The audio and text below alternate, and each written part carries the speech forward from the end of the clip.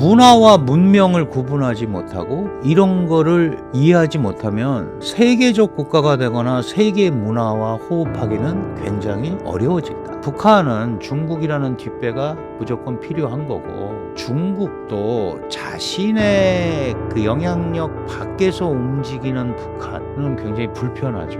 북한의 가장 큰 고민은 러우 전쟁이 끝나고 나면 과연 러시아와의 관계가 어떨까에 대한 고민이죠.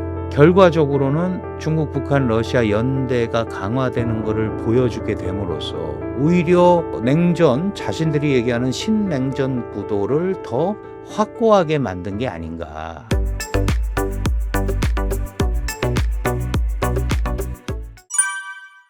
그 9월 3일이죠. 이 9월 3일 전승절도 있었고, 전승절의 부대 행사로 열병식이 있었습니다. 그래서 뭐 첨단 무기를 선보이고 그랬는데, 이 사실은 전승절은 2차 대전 승전 기념일이라는 뜻이잖아요. 근데 지금 현재 중국 공산당이 영도하는 중화인민공화국은 1949년에 수립이 됐잖아요. 그러니까 사실은 전승절하고 별 관계가 없어요. 그죠. 그런데 국민당이 해야 될 것 같은데, 그렇죠. 대만이.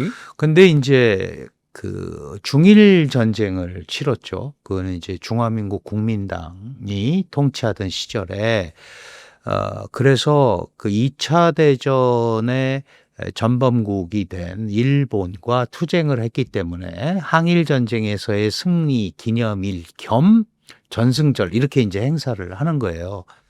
근데 이번 전승절이 80주년입니다. 원래 중국은 이렇게 크게 이 부분을 기념을 안 하다가 2014년 시진핑 지금 현재 총석이 국가주석이 권력을 장악한 게 2012년 말이거든요. 그러고 나서 2014년에 이 전승절 행사를 복원을 합니다. 9월 3일로. 그전에는 일본이 패망한 게 8월 15일이잖아요. 나가사키 히로시마에 원자폭탄 터지고 그다음에 함상에서 사인을 하죠. 중국에는 그 당시에 일본의 남경 주둔군 사령관이 사인을 했고 그 문서를 받은 날짜가 9월 3일이에요. 그래서 9월 3일을 전승절로 기념을 합니다. 2015년이 70주년이었는데 그전에는 사실 60주년, 50주년은 다른 날짜 또는 뭐 다르게 했다가 그때 이제 우리 잘 아는 박근혜 대통령이 천안문 막루에 섰던 거고 그게 벌써 10년 전입니다. 그러고 나서 올해 9월 3일에 전승절 행사를 했는데 여러 가지 의미가 있습니다. 아시다시피 트럼프 2기 행정부가 들어오면서 중국은 뭐 물론이고 전 세계를 대상으로 관세 전쟁을 하고 있잖아요. 실질적으로는 거의 관세 제국주의에 준하는 막 그런 이제 관세 전쟁을 하고 있는데 좀 격세지감 같기도 하고 이상합니다만은 미국은 마치 기존의 틀을 깨는 형태의 움직임을 보이고 있고 중국은 오히려 미국이 저런 틀을 깨는데 나는 자유무역 질서의 수호자다. 그래서 나를 따르라. 뭔가 좀 모양이 이상하게는 됐어요. 근데 그런 거를 이런 전승절 행사를 통해서 적극적으로 보여주려고 하는 거죠. 반미연대. 네, 반미연대. 그러니까 미국한테 많은 국가들이 사실은 미국의 관세가 불합리하다라는 걸 알면서도 저항을 하지 못하잖아요. 근데 중국만 계속 저항을 했단 말이에요. 그래서 뭐 미국에서 몇 퍼센트 하면 이쪽에서도 대응 관세를 하고 그래서 결국 그게 145대 125까지 갔잖아요. 그러다가 이렇게는 도저히 안 된다 그래서 서로 깎아서 지금 이제 30% 관세 정도로 해놓고 최종 타결을 위해서 계속 만나고 있습니다. 물론 이제 쉽지는 않지만 이제 이런 상황에서 중국은 이 전승절의 기회를 반미 연대의 리더국, 종주국으로서의 기능을 하고 싶은 흐름을 드러낸 거죠. 그렇지 않아도 브릭스라는 신흥국 5개 나라가 원래 이제 연합체가 있었잖아요. 거기에 핵심은 중국, 러시아, 인도입니다. 계속 미국한테 압박을 당하고 있죠. 셋이 합쳐서 자꾸 우리한테 대응하려고 그러면 가만히 안 있겠다. 그런데 9월 3일 전승절 전전날 티엔진 천진에서 SCO라고 있습니다. 상하이 협력기구. 이게 원래는 이제 테러 방지 뭐 이런 것 때문에 했던 건데 이 상하이 협력기구 회의를 열면서 주로 그 당시에는 이제 지금 미국한테 50% 관세를 얻어맞은 인도의 모디 총리를 불러서 시진핑, 그다음에 푸틴, 모디 이렇게 셋이서 주로 이제 공급망이라든가 이런 데 협력을 통해서 미국에 대항하는 형태를 갖췄고, 또 하나가 이제 전승절을 통해서 북중러가 시진핑이 가운데 서고 좌측에 김정은, 우측에 푸틴 이렇게 서는 거를 이제 영상을 연출을 한 거죠. 그래서 적어도 북중러, 중국, 북한, 러시아가 3자 연대하는 모습을 전 세계적으로 메시지를 보냈어요. 근데 이제 이게 어떤 의미가 있느냐, 이제 의미를 굳이 찾자면 사실은 미국에 대항을 하는 데 있어서 북한은 중국의 매우 전략적인 자산이에요. 자산인데 중국으로부터 좀 소원해지면서 북한의 김정은은 푸틴과 가까워졌죠. 그죠? 예, 그게 이제 뭐 예를 들어서 두 차례 만나서 혈맹도 복원을 하고, 그다음에 인민군까지 파견을 하고, 그래서 금전적 이득도 챙기고, 뭐 에너지도 조금 보충을 받고, 또 군사 과학 기술, 주로 이제 그런 걸 통해서 소위 재래식 전력을 크게 강화하는 그런 이제 효과를 거뒀어요. 자, 중국이 볼 때는 자신의 영향력 하에 있다고 생각하는 북한이 계속해서 러시아와 밀착이 되는 거는 한반도에 대한 중국의 영향력 감소로 그대로 이어지거든요.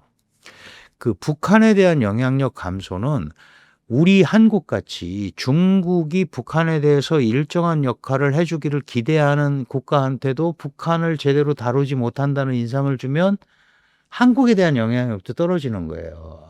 그러니까 이번 기회를 통해서 북한과의 그 관계를 다시 복원을 하자 하는 뜻이 이제 깊게 들어 있을 것 같아요.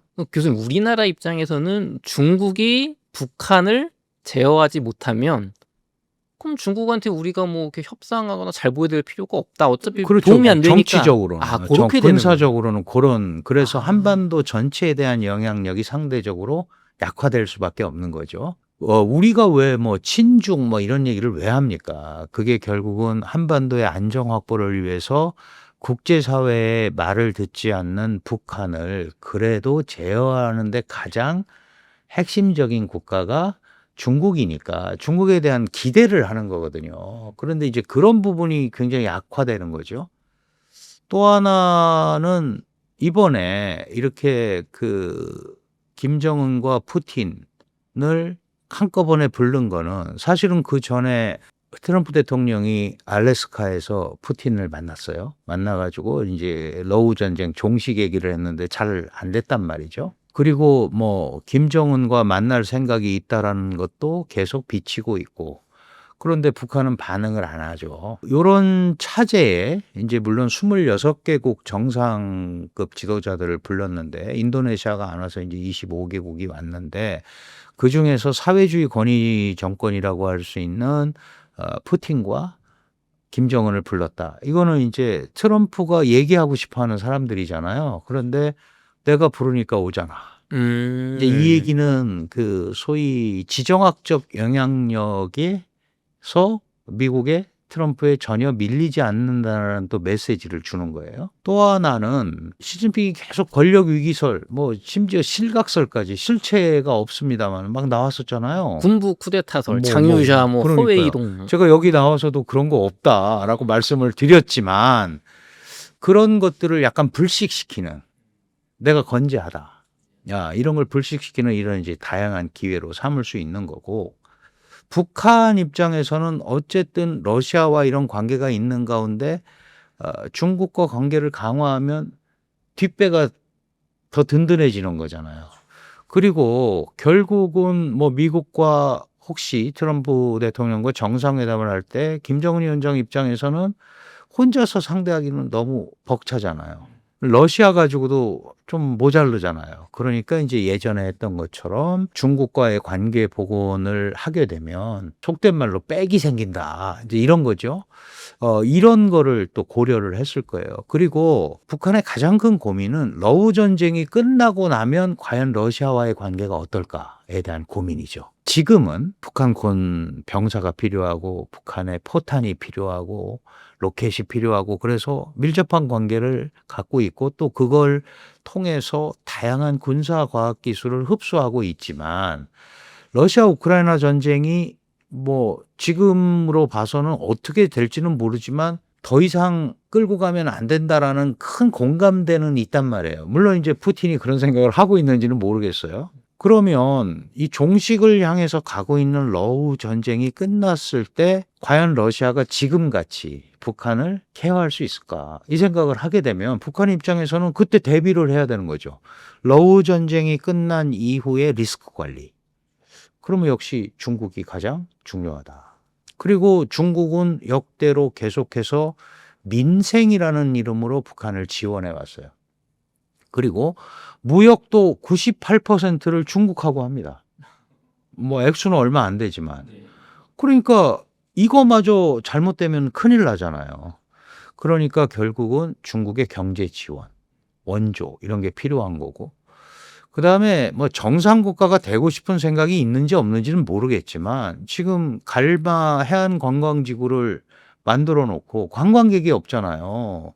거의 쫄딱 망했다고 왜 들었습니다. 뭐 국제사회에서 갈 사람이 없잖아요. 제재국에. 그러면 중국 사람들이라도 좀 관광객이 와서 관광을 해야 되는데 이게 북중 관계가 소원해 가지고는 안 되잖아요. 물론 철도가 있어야 원산까지 가죠. 원산 갈마지구인데 이쪽에 뭐 중국에 가까이 있는 신의주 지역도 아니고 완전히 이쪽 지역이잖아요. 동해안 쪽 지역이니까. 근데 철도가 코로나 때 이거 원래 중국과 북한 간에 국제 열차가 있습니다. 근데 그게 이제 중단이 됐고 뭐 그거라도 다녀야 뭐 이쪽에 와서 옮겨갈 거 아니에요? 또 항공편이라도 다녀야 옮겨갈 거 아니겠어요? 그러면 그런 자생력 확보 차원에서 이제 관광업, 여행업 이런 거는 국제사회의 제재를 그래도 상대적으로 덜 받잖아요.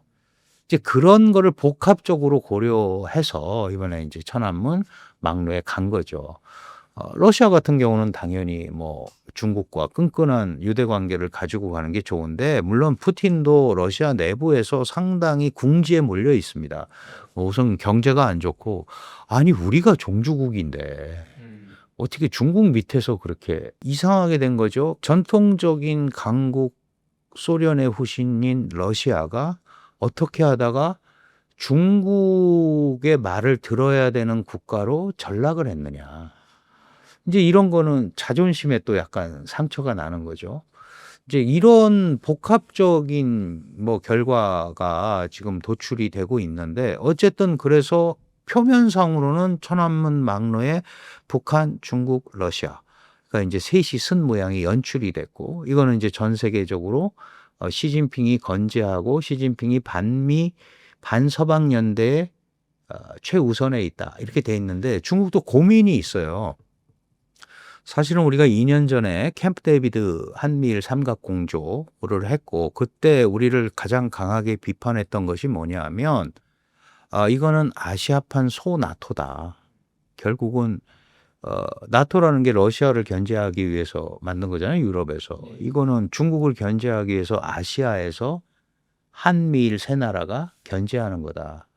이거야말로 신냉전의 구축이다라고 얘기를 했었는데 거기에 대응한다고 북중러, 중국, 북한, 러시아 구도를 만들어버리면 이거야말로 냉전을 고착화시키는 거잖아요.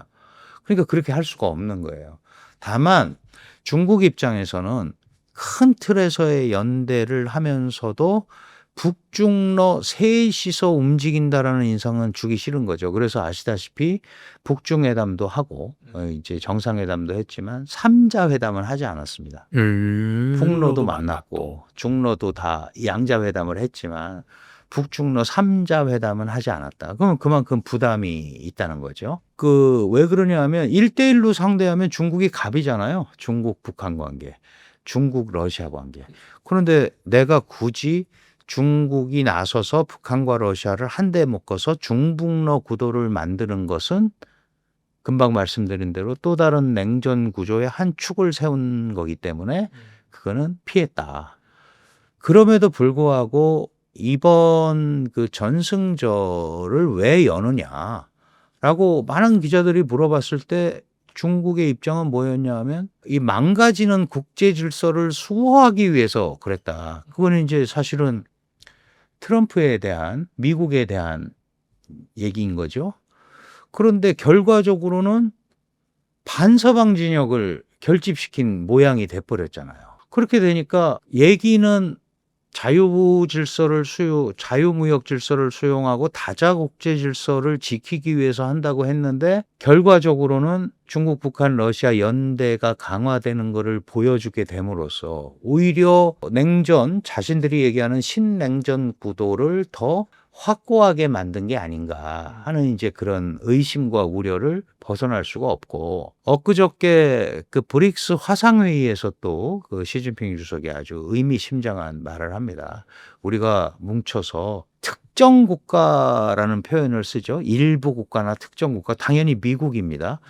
미국의 이런 분열주의에 반대해야 된다. 이런 이제 표현을 하거든요. 그러니까 이번 전승절 과정을 통해서 시진핑 중국 지도자는 소위 반서방 연대, 반미 연대를 구축하는 중심 축으로 자리 잡았다. 이렇게 볼 수 있을 것 같아요. 교수님, 그럼 이제 어떻게 보면은 뭐 중국이 원하진 않았지만 지금 반미 연대, 반서방 연대. 원했겠죠. 음. 뭘 안 원했겠어요. 근데 이제 그쵸. 표면적으로 안 드러나게 하고 싶었겠죠. 네. 그럼 북중러 연대, 신냉전 체제에 이제 좌장이 되는 걸 이제 연출을 했는데, 이게 그럼 중국의 의도대로 북한과 러시아가 중국의 의도대로 서방 국가에 계속 대립각을 세우면서 중국을 형님으로 모시고 가면 이제 작전이 성공하는 거잖아요. 그럼 북한과 러시아는 그 중국의 어떤 속마음을 잘 따라갈 거라고 보십니까? 그렇지 않을 겁니다. 왜냐하면 이게 동상이몽이죠. 지금 이제 미국을 앞에 두고는 연대를 하지만 아시다시피 중국과 러시아는 사실은 필요에 따라서 전략적인 협력은 가능하지만 상당한 라이벌 관계예요.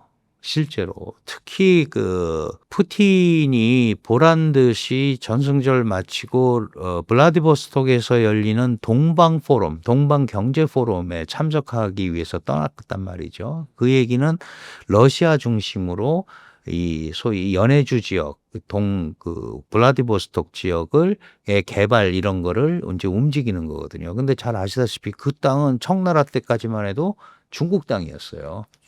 그럼 이게 결과적으로 보면 이제 그런 소위 패권을 둘러싸고 중국과 러시아 간에도 이제 경쟁을 할 수밖에 없는 그런 상황인데, 지금은 러시아가 이제 국제 제재를 받고 있잖아요. 그럼 러시아는 아시다시피 제조업이 하나도 없거든요. 주로 이제 지하자원, 그것도 석유, 천연가스 이런 것들을 팔아서 전비도 마련하고 경제를 지탱하는 국가인데, 상당 부분을 중국이 사주고 상당 부분을 인도가 사준단 말이죠. 인도는 그것 때문에 관세를 50% 맞았잖아요. 미국은 중국한테는 그렇게 세게 하지 못합니다. 서로 얽히고 설켜 있는 게 많기 때문에, 예를 들면 히토류라든가 그런 것들이 있어서 못하는데, 어쨌든 미래 주도권을 둘러싸고는 상당히 두 나라가 경쟁을 하는 관계고, 북한과 중국도 마찬가지입니다. 지금 이제 필요에 따라서 북한이 중국의 지원이 필요하고 막 이렇지만 뭐 그런 거 들어보셨죠?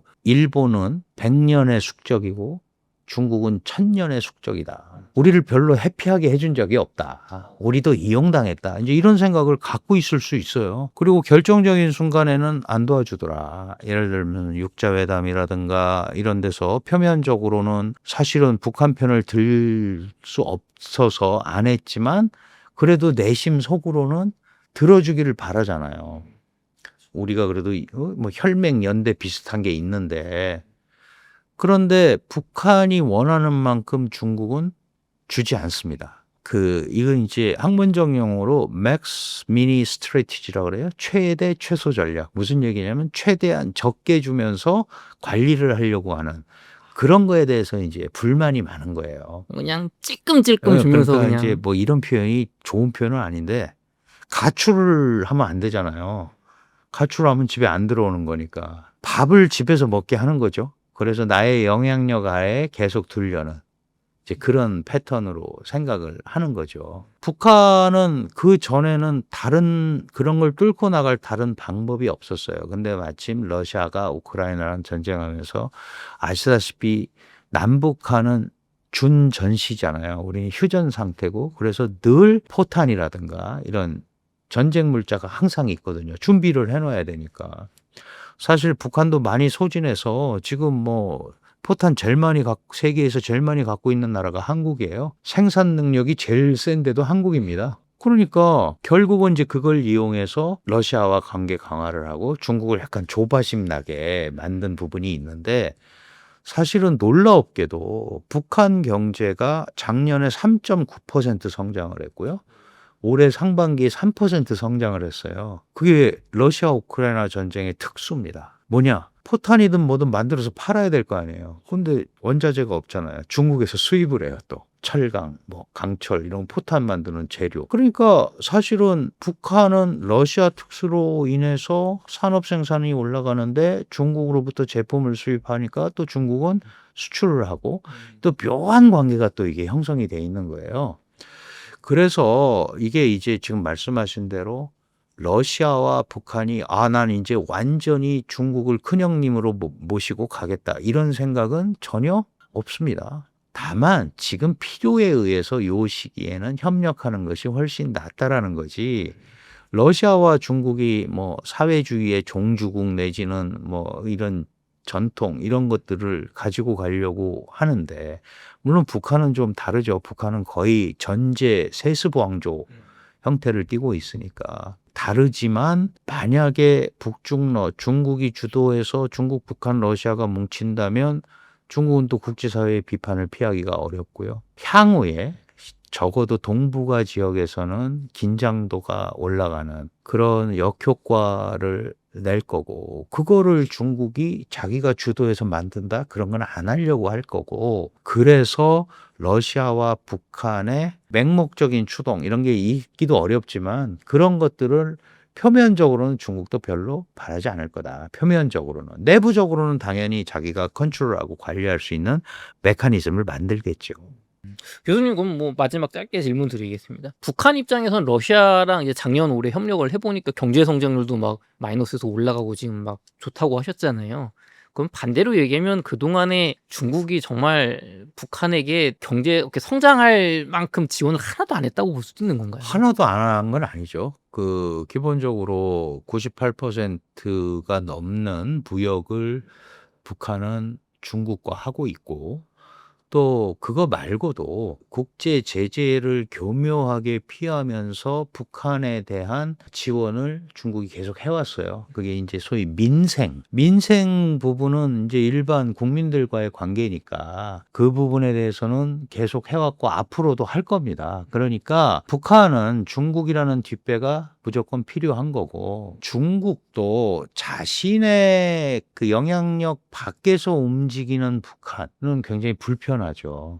근데 이번에 전승절 참가하면서 김정은이 어디를 방문했냐면 자강도에 있는 미사일 공작소, 그러니까 미사일 제조기지를 방문했단 말이에요. 화성 19형이라고 작년 10월 30일 날 발표한 사정거리 약 16,000km, 미국 동부 해안은 물론이고 전 세계를 타격권에 집어넣고 있습니다.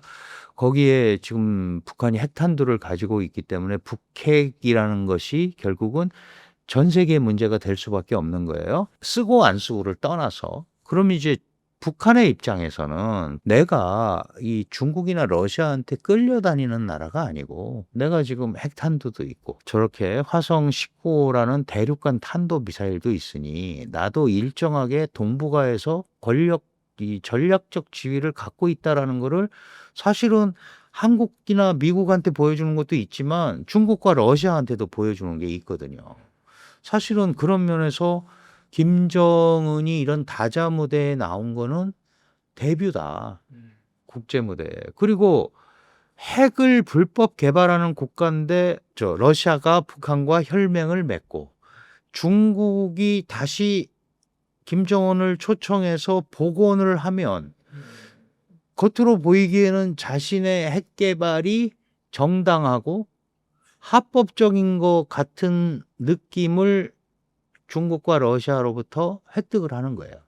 그러면 거기에 왔던 많은 국가들에게도 자연스럽게 이제 불법 핵 개발국이 아니고 암묵적 핵 보유국으로서의 소위 그 위상을 확보하는 데 아주 좋기 때문에 그거를 적절하게 이용하기 위해서 요번에 왔다 이렇게 보는 건데, 그 사실은 중국은 북한 핵을 인정하지 않는다는 게 일관된 메시지입니다. 그리고 실제로 북핵이 자기 바로 저렇게 옆에 있으면 그거는 중국한테도 불편하죠. 직접 공격이나 뭐 이런 걸 떠나서 일본의 핵무장론이 나올 수 있고요. 한국의 핵무장론이 나올 수 있고, 심지어 대만까지도 핵무장론이 나올 수 있어요. 그렇다면은 중국이 이 소위 핵 보유국으로서 동북아에서 누리고 있는 전략적 지위, 이런 게 굉장히 손상이 오지 않겠어요? 그러니까 이제 겉으로는 북핵을 인정하지 않는다라고 얘기를 하는 겁니다. 그런 상황임에도 불구하고 김정은은 이번에 핵 보유국 지위를 암묵적으로 인정을 받고 싶고, 그리고 그걸 가지고 미국과 정상회담을 할 때 핵 폐기가 아니죠. 이제는 핵이 정상적으로 갖고 있고, 그 핵 운반 시설, 투사 시설인 투사 장비인 화성 19까지 가지고 있고, 또 뭐 20호도 개발한다고 그러지 않았어요? 그러니까 그런 전략 지위를 강조하기 위한 그런 것들이 이번 전승절에 일어났고, 그게 북한으로서는 상당히 이 기회를 이용하는 데 적절하게 활용되었다, 이렇게 볼 수 있을 것 같습니다. 교수님, 그럼 북한 김정은 입장에서는 중국을 이용해서 암묵적인 핵 지위를 지금 획득하는 데 성공했다고 보시는 거잖아요. 일정 부분. 예, 일정 부분은 그렇게 알리는 다자 외교를 한 거죠. 그렇죠. 네. 실제로 중국이나 사실 북한이 푸틴 대통령하고 나란히 섰단 말이에요. 그러면 이제 북한은 방금 말씀하실 때 미국과의 협상을 좀 대비한다고 하셨는데, 북한의 본심은 중국과 러시아와만 친하게 지내는 게 아니라 미국과 뭔가 관계 개선을 하고 싶은 건가요? 당연히 그렇죠. 그 핵 보유국 지위를 획득을 하고 중국 쪽으로는 미국하고 예를 들어서 수교를 한다거나 이러면은 이제 기본적인 안전 문제가 해결이 되잖아요. 그러니까 이제 그런 쪽에 어떤 큰 그림을 분명히 그리고 있을 거예요. 그런데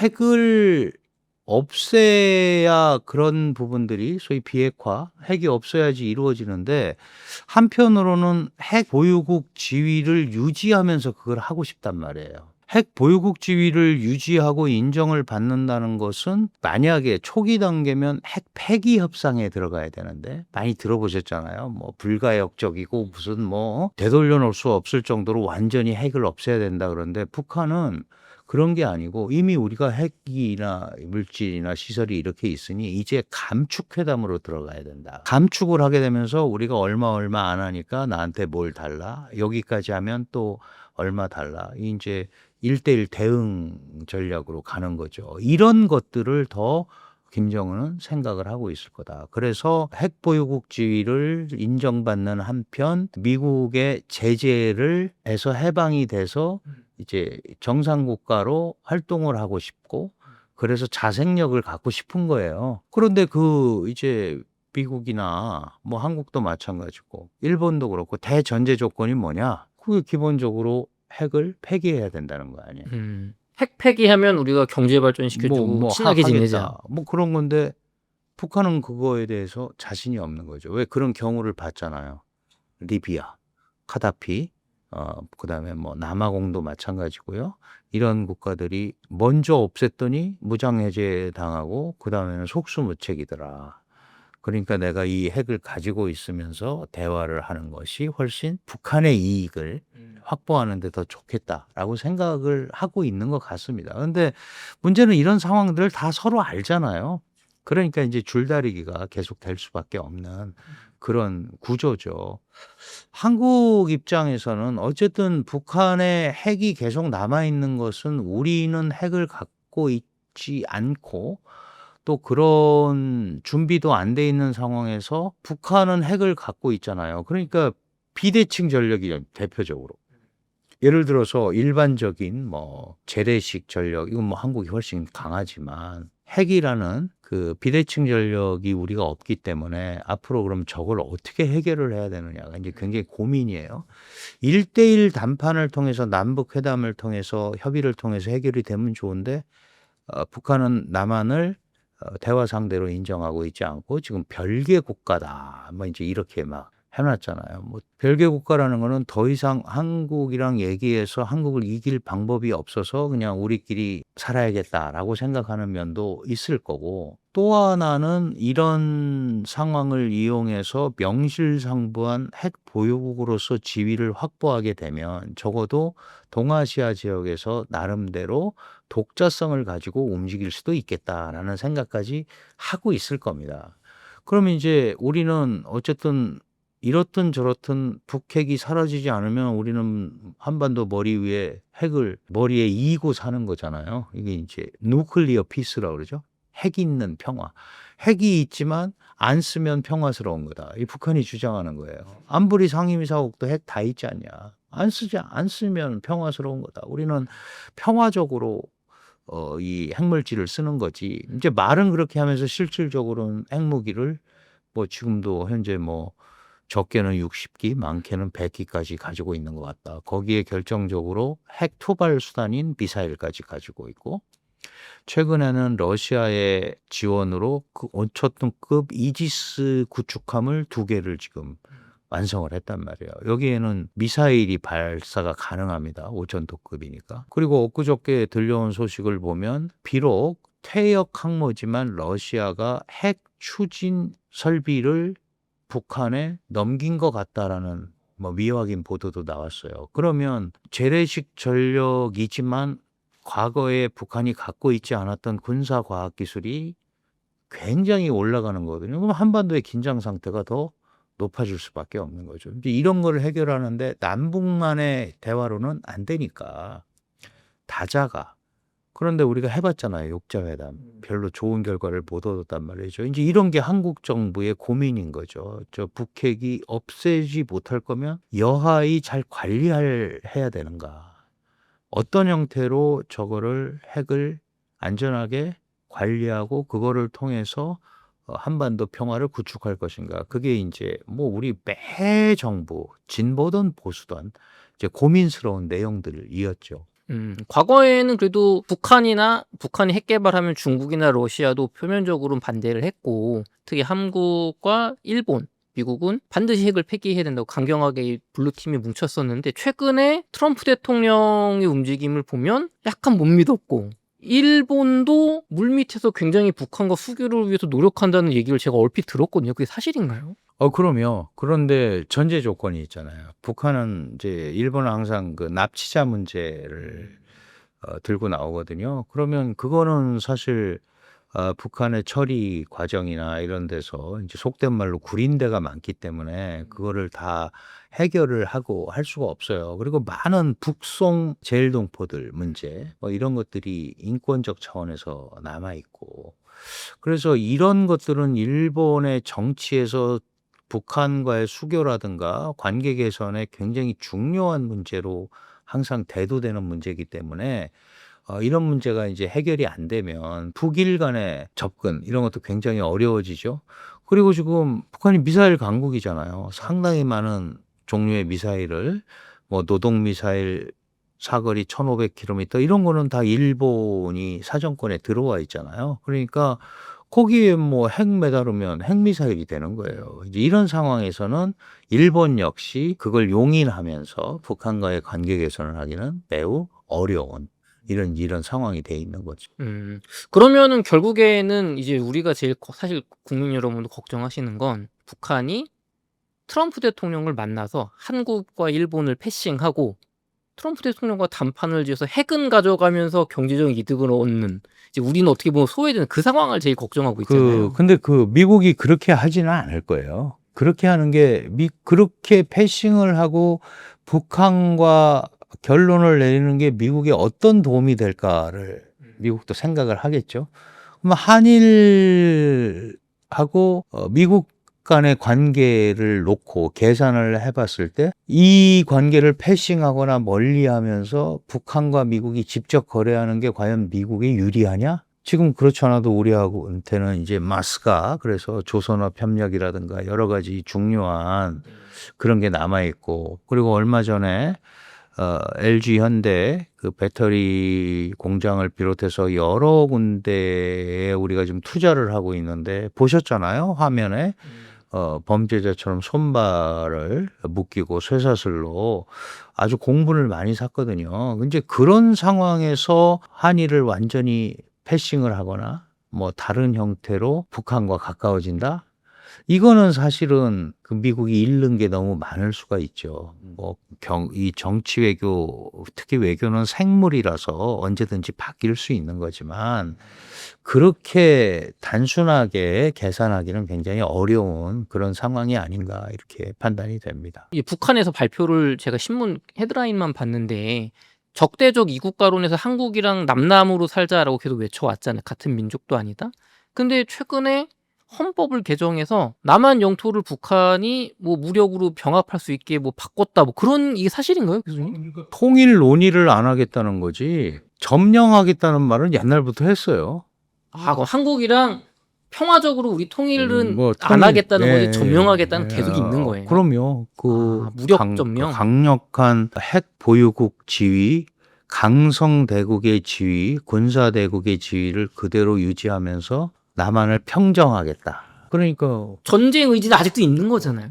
아니 그렇게 얘기할 수밖에 없죠. 다른 그러니까 통일이라든가 이제 한반도가 뭐 남남이다 아무리 그래도 유엔의 휴전회담에 의해서 갈라져 있고 한민족이고 그건 다 알잖아요.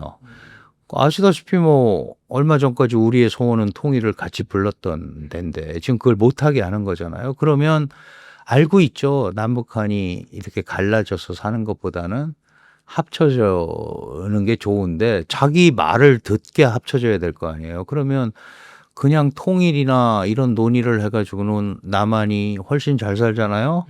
GDP도 한 40배 되죠. 인구도 2배죠. 재래식 군사력도 더 많죠. 대화를 해가지고는 해결이 안 되는 거죠.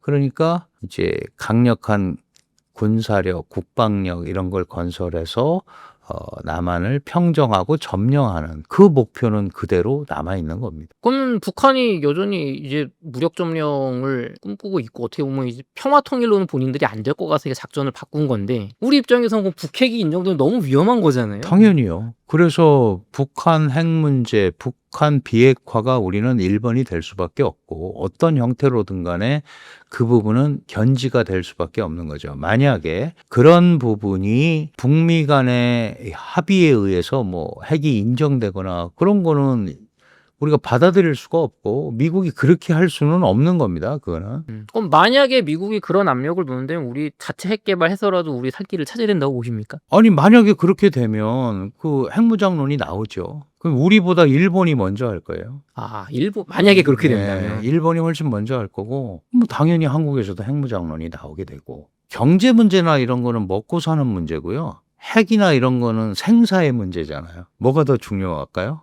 그거는 이제 우리 국민들이 판단하겠죠. 그 민감한 질문일 수도 있는데요. 저희 이제 뭐 우리나라 정권이 보수 정권이냐 진보 정권이냐에 따라 이제 북한에 대한 태도는 많이 달라져 왔는데 지난 이제 문재인 대통령 시절에 민주당 정권 시절에는 북한에 대해서 요 북핵 협상을 좀 이렇게 유화적으로 가보려고 하는 태도를 미국이나 일본에서 뭐 특정 외교 채널에서 좀 비판도 있었는데 그럼 우리나라가 지금 시점에 어떤 형태로든 북핵을 암묵적으로라도 인정하면서 평화 체제로 가는 그런 협상을 해서는 안 된다고 보시는 건가요? 당연히 안 되죠. 그거는 이제 협의의 대상이 아니다. 예, 왜냐하면 그 불법 핵 개발국이에요. 국제사회의 제재를 받는 그걸 우리가 당사자로서 어떻게 인정을 합니까? 다른 걸 다 떠나서 불법 개발국을 인정한다라는 거는 그게 남한을 겨냥하든 어쨌든 그걸 우리가 바로 상대가 불법으로 하는 거를 인정해 주는 꼴이잖아요. 그러면 우리가 뭐 북한에 대해서 이런저런 얘기를 할 상황이 다 사라지는 거죠. 그걸 우리가 자초할 이유는 하나도 없는 겁니다. 그러니까 진보 보수를 떠나서. 저희 정부 관계자분들도 좀 현명한 외교 해법을 좀 찾아주셨으면 좋겠습니다. 교수님, 제가 신문 기사를 보다 보니까 이제 미국이나 유럽에 우리나라 이제 비비고 만두라고 하죠. 만두 브랜드가 굉장히 인기를 끌고 있어서 과거에 덤플링이라고 하는 중국 만두를 이게 누르고 시장 점유율을 높이고 있다고 하는데 중국에서 아니 우리나라 만두에 그 만두 피 있잖아요. 모양 뭐 주름 있는 게 중국 특허를 침해했다, 뭐 전통을 침해했다면서 뭐 비판하고 소송을 걸었다 하는데 이게 무슨 얘기인가 도대체? 사실 이제 중국은 우리도 뭐 중국 만두 많이 먹잖아요. 중국에서는 교자라고 하죠.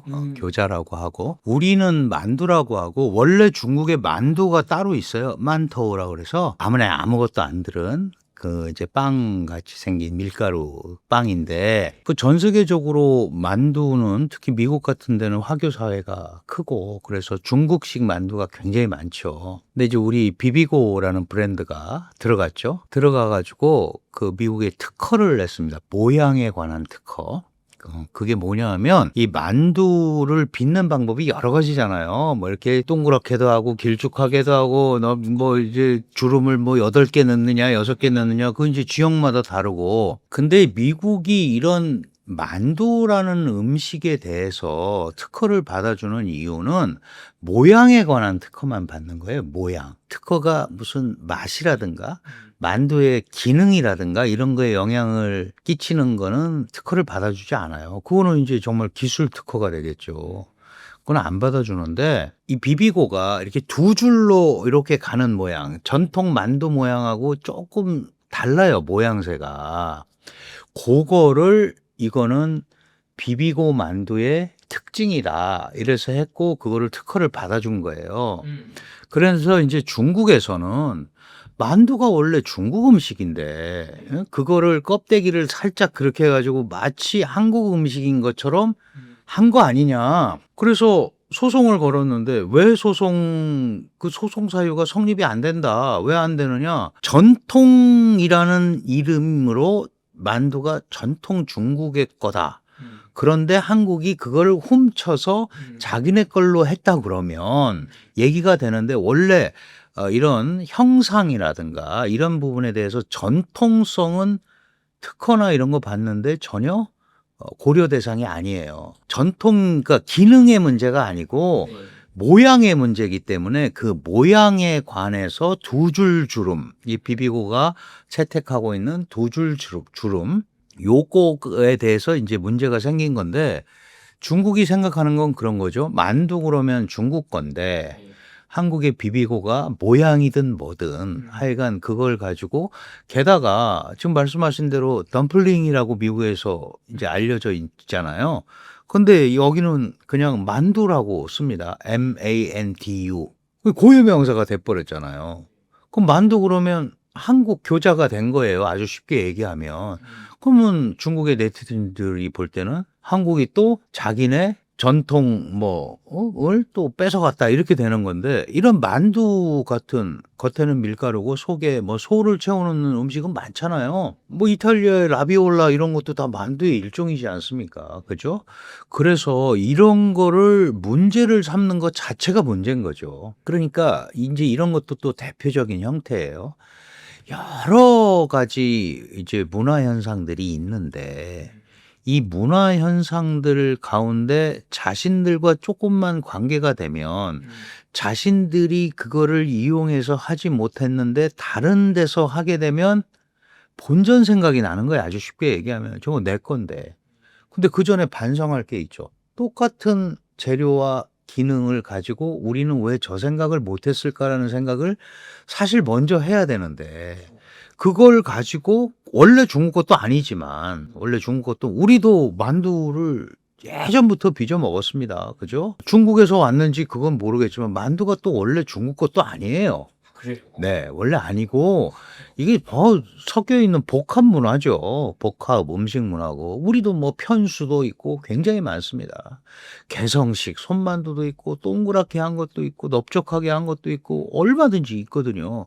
그건 문화 현상이잖아요. 하긴 저도 생각해 보면 뭐 어디 우리나라 업체가 여기 뭐 이렇게 양복이 있는데 여기 셔츠 뭐 이렇게 박음질 하는 실을 뭐 어떻게 해가지고 특허 냈더니 야 그거 원래 저기 우리 프랑스가 먼저 만든 옷인 양복 그러면 뭐 이탈리아가 난리칠 거고 뭐 그런 거예요. 그러니까 그거는 이게 성립이 안 되는 거니까 기능에 대한 그렇죠. 거니까. 그거는 그 기본적으로 모양 이거에 대해서 받는 건데 그러니까 이제 그런 거죠. 자기네 거라고 생각했는데 자기네는 왜 그런 걸 가지고 저런 표현을 못했을까에 대한 불편함. 그리고 청년 세대라든가 특히 이제 한국의 한류 문화라든지 뭐 한류 문화가 굉장히 보편적으로 뭐 K-팝도 있지만 K-드라마도 있고 K-뷰티도 있고 뭐 K-푸드도 있고 다방면에서 이렇게 움직인단 말이에요. 그러면 중국같이 수천 년의 역사를 가지고 있고 저 넓은 땅덩어리에서 모든 문화를 종합했다고 생각하는 나라의 것보다 자기네 옆에 있는 작은 나라가 이런 것들로 뜨는 이런 부분에 대한 불편한 심기가 숨어 있는 거예요. 그러니까 이제 이게 문화적 공허함이 있는 거죠. 그게 비슷한 예로 중국의 이제 우리나라 이제 한복을 우리 고구려 뭐 백제 신라 뭐 그 전부터 그것도 하고 입어 왔는데 중국 네티즌 분들이 어떤 뭐 이렇게 언론사들 보면 한복은 한국 게 아니고 중국 건데 한풀을 베낀 거다. 뭐 명나라가 하사했다 하는데 아니 중국 옷은 뭐 청나라 때 입던 그 만주족들 입던 그 찌파오인데 이제 그건 사실 한족 건 아니잖아요. 아니죠. 만주족 거죠. 그럼 한족 거를 뭐 역사를 발굴해가지고 뭐 자기들 거 그냥 전통 복장을 하면 되는데 왜 우리나라 한복 가지고 이렇게 자꾸 자기들 거라는 거예요? 앞뒤가 안 맞는 거죠. 제가 늘 강조하는 건데 이 사람이 옷을 입는 것은 문명이라고 하죠. 문명. 가리기도 해야 되고 창피하기도 하고 또 외부의 어떤 그 벌레라든가 이런 걸 막기 위해서 옷을 입잖아요. 옷을 입는 건 문명인데 미국 사람은 미국식으로 입고 중국 사람은 중국식으로 입고 일본 사람은 일본식으로 입는 거예요. 그거를 우리가 문화라고 하죠. 복식 문화. 그죠? 사실 이거는 이 한복, 이 한복을 중국말로 읽으면 한푸예요. 한나라 복장이라는 뜻이고 우리는 이제 한국 한자를 써서 성조는 달라요. 우리는 한푸 이렇게 읽고 중국어로 읽으면 쟤네는 한푸예요. 성조가 다른데 어쨌든 자기네 거라는 거예요. 근데 일본 기모노도 자기네가 원조라고 했었어요. 60년대. 아 그래요? 네. 그다음에 저기 말레이시아나 인도네시아 이런 동남아시아에 가면 월남 이런데 거기도 중국 문화가 많이 갔잖아요. 안남국 이래 가지고. 그것도 자기네가 원조라고 또 얘기했었어요. 그런데 한국은 지금 복합적인 한류 문화가 형성이 되면서 그게 시너지를 내고 있는 거예요. 그러니까 한마디로 우리나라 거 베껴가지고 우리나라 거 가지고 가가지고 너무 잘 써먹고 있다라는 피해의식이 많이 들어있다고 봐야죠. 자기네는 하지 못하면서. 그래서 이거는 사실 굉장한 억지입니다. 김치도 마찬가지예요. 김치도. 그 절임 음식의 일종이잖아요. 그러면 전 세계적으로 다 있습니다. 일본에도 있고 뭐 다 절여 먹잖아요. 자기네들도 사천성 같은 데서 그렇게 먹고 우리도 옛날에는 하얗게 먹었어요. 고춧가루가 들어오기 전까지는. 그러면 그 고춧가루가 들어와서 한국 김치에는 고춧가루가 들어간 거를 한국 김치라고 부르잖아요. 지금 물론 백김치도 있지만 그럼 그건 문화 변이 현상이에요. 그런 걸 인정하지 않으면 문화의 다양성을 인정하지 않는 거예요. 그렇게 되면은 중국이 세계적 국가 뭐 우리가 문화에 뭐 이런 거 얘기하기가 너무 낯뜨거운 일이 되는 거죠. 문화와 문명을 구분하지 못하고 문화의 발전성, 문화의 변용성 이런 거를 이해하지 못하면 세계적 국가가 되거나 세계 문화와 호흡하기는 굉장히 어려워진다. 이 생각을 해야 됩니다. 그 너무 당연한 거 아닌가요? 아니 근데 그게 저는 이해가 안 되는 게 교수님 중국이 큰 나라고 역사가 오래됐잖아요. 그 나라도. 그러면은 본인들의 전통 복식이라든가 이런 게 기록이 있을 거 아닙니까? 아니 그럼 그거 복원해가지고 이건 중국식 무슨 뭐 이렇게 전통 복장입니다 하면 되는데 왜 자꾸 우리 거 이렇게 그걸 다른 나라들 일본 뭐 동남아들 우리가 왜 자꾸 그러는 거예요? 그러니까 원조 논쟁에 빠지는 가장 큰 이유는 피해의식이에요. 자기네들은 그거를 쓰지 못하는데 그거를 뭐 원용을 하든 자기네가 볼 때 활용을 한 것처럼 보이니까 문화를 뺏어간 거다라고 생각을 하는데 말씀드렸다시피 문화의 변용성 이런 부분에 대한 인식이 상대적으로 굉장히 약하다. 이제 그거는 예전부터 아시아의 문명 대국으로서 이제 종주국 지위를 누려왔고 과거에는 자기네들이 한 거를 그대로 답습을 하거나 그런 상황이었는데 이제 이게 한국 같은 나라는 그거를 더 넘어서는 이런 것들을 함으로써 원래 자기네들이 원조라고 주장하는 거 이상의 가치를 창출을 하니까 그런 약간 그런 면이 있는 걸 자기들 못한 거잖아요. 그런데 그거에 대한 반응이 지금 이제 SNS 시대가 되니까 특히 중국의 민족주의를 강조하는 젊은 친구들이 그런 걸 가지고 많이 공론화를 하죠. 근데 중국의 지식인들은 이렇게까지 생각 안 합니다. 아니 뭐 다 마찬가지죠. 처음에는 다 모방으로 시작을 하고 뭐 우리가 먼저 한 것도 있겠지만 그다음에 현지에 맞게 변형이 되고 또 현지에서 나오는 원자재에 맞게 또 개량이 되고 그러는 거잖아요. 예를 들어서 우리 전통 한복은 얼마나 복잡해요. 뭐 안에 이 여성들은 뭐 치마를 6개 입고 막 요새는 개량 한복 같은 것도 나와도 다 그냥 우리가 그 시대에 맞게 그렇게 변형이 된 거다. 전통 한복 학자들의 입장에서 보면 우리가 지금 뭐 고궁에서 이렇게 빌려주고 찍는 거는 보면 그럴 거예요. 저거는 한복이 아니야. 라고 하지만 그것도 그렇게 변형이 돼서 한국화가 된 거잖아요. 그러면 그걸 인정할 줄 알아야 된다는 거예요. 그러면 뭐 중국은 또 옛날 걸 그대로 입습니까? 그런 건 아니죠. 그럼 옷의 모양이라는 게 비슷한 것도 있고 완전히 다른 것도 있고 그런데 그런 다양성, 문화의 다양성을 수용하지 않으면 중국은 고립될 수밖에 없는 거예요. 뭐 이런 거 나올 때마다 다 자기네 거라고 그러면 제가 우스갯소리로 그런 얘기 많이 하잖아요. 중국의 여러 가지 뭐 음식 중에 이 빙이라는 게 있어요. 빈대떡 같은 거. 막 그 피자는 보고 왜 자기네 거라고 안 하는지 모르겠어요. 햄버거보다도 훨씬 먼저 중국은 빵 사이에 뭘 집어넣어서 먹는 게 있었어요. 그거는 왜 또 자기네 거라고 안 하는지 모르겠어요. 그래서 세계 다 아니 인류가 그렇게 많은 몇천 년 살아도 다 비슷비슷한 거 있는 거 영향 그러니까요. 서로 네. 주는 거고. 그거에 대한 인정을 하기가 굉장히 뭐 싫다고 그러는 것보다도 약간 질시와 자기네들은 그렇게 하지 못한 거에 대한 뭐 일종의 안타까움 같은 것들이 그런 식으로 표현이 된다. 이제 그렇게 이 말씀해 주신 것처럼 우리나라에 이제 명란젓 있지 않습니까? 그 생선 알을 먹는 거. 근데 우리나라는 주로 이렇게 절여 먹었는데 일본에서 그 한국 분이 이거 썰이 제가 정확히 알고 하는 건 아니에요. 한국 분이 그 명란젓을 구워서 먹었더니 맛있더라. 그래서 그걸 일본에 퍼뜨려서 지금 일본에서는 우리나라 명란젓을 구워서 굉장히 멘타이코라고 하는데 굉장히 많이 먹는데요. 저도 얼마 전에 먹어봤는데 맛있더라고요. 그것뿐만 아니고 또 절여서 압착해서 이제 약간 고체화시켜서 먹는 어란 이런 것도 있고 다 가공하기 나름이잖아요. 그게 꼭 어떤 게 자기네 거다 뭐 이렇게. 그거를 뭐 오랜 기간 또 일본이 발전시키면 어떻게 보면 한국에서 기원했지만 일본 음식이 되는 거잖아요. 모르죠. 또 일본에서도 자기네가 그걸 기원으로 잡을 만한 역사나 있을 수도 있는 전통이 거고. 있을 수도 있는 거예요. 그러니까 그런 것들을 자꾸 원조 논쟁에 빠지게 되면 결국 제사를 깎아먹는 거예요. 우리도 경험하잖아요. 원조 할머니 집, 진짜 원조. 이게 다 비슷하게 시작을 하고 물론 누군가는 흉내를 냈겠지만 그 다음엔 뭘 가지고 해야 돼요? 그 다음엔 음식점은 맛으로 승부하는 거예요. 이런 문화도 다른 나라에서 받아들이는 거를 누가 많이 확보하느냐. 그게 문화의 확산력이잖아요.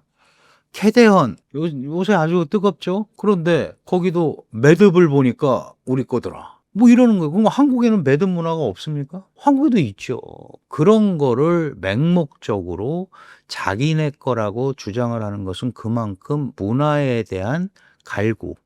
세계적으로 전통도 오래되고 그랬는데 그걸 인정받고 싶은데 인정받지 못하는 현실에 대한 일종의 중국식 아픔의 표현. 그런 것들이 이렇게 나타나는 거죠. 근데 이제 제가 강조드리고 싶은 것은 문화는 현상이잖아요. 그럼 다양한 현상이 나타날 수 있는 거예요. 그리고 그걸 현대를 살아가는 사람들이 옛날에 이게 어디서 왔는지 그건 잘 모르죠. 이게 중국에서 왔는지.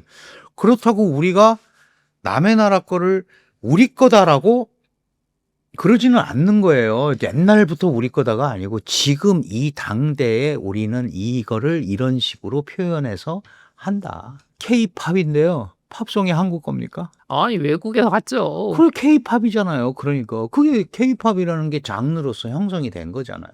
그런 걸 인정을 할 줄 알아야 돼요. 중국도 차이나 팝인을 만들려고 아이돌을 양성하고 하잖아요. 잘 안 되지 않습니까? 일본도 J-팝을 만들어서 했는데 그러니까 누가 그런 과정을 거쳐서 공감을 얻고 인정을 얻느냐. 그게 콘텐츠의 힘이에요. 대한민국이 그거를 지금 잘하고 있는데 중국은 거기를 못 따라오니까 특히 젊은 층들 사이에서 그런 안타까움이 그런 식으로 표현이 된다. 더 웃기는 거는 캐대언 이런 거가 넷플릭스 서비스가 되는 건데 넷플릭스 가입자가 하나도 없는데. 중국은 막 그 유튜브나 넷플릭스 공산당이 막고 있잖아요. 아니 못하고. 그런데 그걸 가지고 막 공론화를 하고 그건 또 가만히 놔두는 이거야말로 희대의 반칙이죠. 몰래 돈도 안 불법으로 내고 보고. 보고. 그러니까 이런 거부터 해결하지 않으면 이런 문화적 비판이나 이런 것들도 다른 국가들의 공감대를 받는 게 거의 어렵게 되는 거예요.